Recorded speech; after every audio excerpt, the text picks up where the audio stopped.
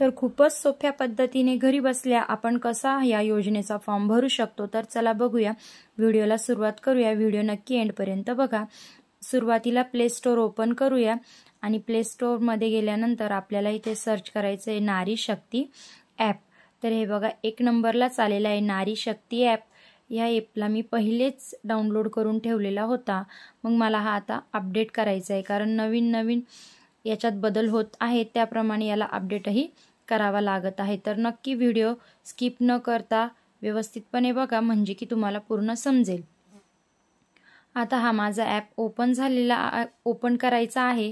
तर मी होम पेजवर आले आणि हे बघा इथे माझा नारी शक्ती ॲप आहे। मग याला मी ओपन करते आणि सुरुवातीलाच आपल्याला इथे मोबाईल नंबर लिंक करायचा आहे। लॉग इन केल्यानंतर आपल्या मोबाईल नंबरवर एक 4 अंकी OTP येतो, तो आपल्याला इथे OTP व्हेरिफिकेशन करून घ्यायचा आहे। आणि होम पेजवर आल्यानंतर हे बघा मुख्यमंत्री माझी लाडकी बहीण योजना यावर क्लिक करायचे आहे। आणि सुरुवातीलाच महिलेचे संपूर्ण नाव आधारप्रमाणे, पतीचे नाव जे आधारमध्ये आहे तेच, आणि महिलेचे लग्नापूर्वीचे नाव आपल्याला इथे टाकायचे आहे। आणि त्यानंतर आपली जन्मदिनांक टाकून झाल्यानंतर अर्जदाराचा आधारप्रमाणे पूर्ण हा जो कॉलम आहे तो आधारप्रमाणे आपल्याला ॲड्रेस इथे नमूद करून द्यायचे आहे। इथपर्यंत हा आधारप्रमाणेच भरायचा आहे, दुसरा कोणताही भरायचा नाहीये।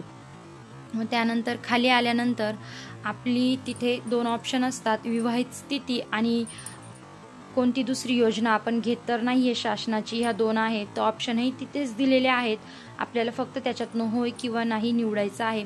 तर लक्षपूर्वक बघा, एकूण एक गोष्ट आपल्याला व्यवस्थितपणे भरायची आहे।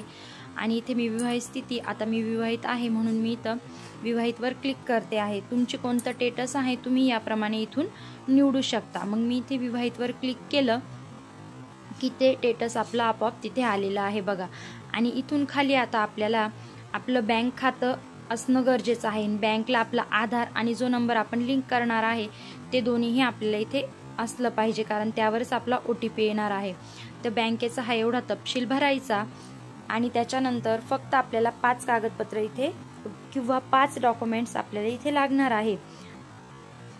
तर हे यातले 5 डॉक्युमेंट आपल्याला अपलोड करायचे आहे। आता ते कशा पद्धतीने करायचं, तर आधार कार्डवर क्लिक केल्यानंतर आपल्याला ऑप्शन असतो गॅलरीतनं घ्यायचं की कॅमेऱ्यामधनं आपल्याला फोटो काढायचा आहे। तर याच्यातनं कोणताही ऑप्शन आपण इथे घेऊ शकतो। त्यानंतर आपल्याला इथे द्यायचं काय काय आहे आपण ते बघूया। तर सुरुवातीला आपल्याला द्यायचं आहे आधार कार्ड, अधिवास प्रमाणपत्र, जन्म प्रमाणपत्र, शाळा सोडल्याचं याच्यापैकी एकच द्यायचं आहे। उत्पन्न प्रमाणपत्र, पिवळे किंवा केशरी रेशन कार्ड यापैकी एक द्यायचं आहे। अर्जदाराचं हमीपत्र, ते की मोबाईलमध्येच आहे, मी ते तुम्हाला पुढे दाखवते। आणि त्यानंतर आपली पासबुक आहे त्याची आपल्याला फोटो इथे द्यायचे आहे। आणि महिलेचा जन्म परराज्यात तर नक्कीच नसेल, आपण महाराष्ट्रात असल्यामुळे तर ह्या कॉलमची गरज येत नाही। तर अर्जदाराचा फोटो हा समोरूनच घ्यावा लागेल, ज्यावेळेस आपण फॉर्म भरतो त्यावेळेस आपल्याला हे तिथे राहून फोटो काढावा लागतो। त्यानंतर हमीपत्र, तर हे बघा हमीपत्र आपल्या मोबाईलमध्येच आहे। आपण हमीपत्रावर क्लिक केलं की लगेच आपलं हमीपत्र हे येऊन लागतं। तर हे पूर्णपणे आपल्याला वाचायचं आहे, चांगल्या पद्धतीने रीड करायचं आहे। याच्यातला एकही ऑप्शन आपल्याशी मिळता नाही, म्हणजे मिळायला पाहिजे, कारण आपण सामान्य महिला म्हणून भरत आहोत। आणि जर यातला पूर्ण कॉलम आपल्याशी मिळत असेल तर आपण स्वीकारा या बटनवर क्लिक करायचं आणि आपला फॉर्म अपलोड करायचा। फॉर्म अपलोड झाला की आपल्याला जो नंबर इंटर केलेला आहे त्यावर आपल्याला SMS म्हणून आपला फॉर्म कंप्लीट झाला आहे अशी माहिती येईल। तर ही माहिती तुम्हाला कशी वाटली नक्की मला कमेंट करून सांगा, आणि आवडली असेल तर लाईक करायला विसरू नका, आणि दुसऱ्यांना माहिती देण्यासाठी शेअर नक्की करा। आणि आवडला असेल चॅनल तर आमच्या चॅनलला सबस्क्राईब प्लीज करा।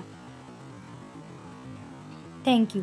तर ही अशी साध्या पद्धतीने लाडकी बहीण योजना हा फॉर्म कसा आपण घरी बसल्या मोबाईलवर अपलोड करू शकते, ही साध्या पद्धतीची माहिती।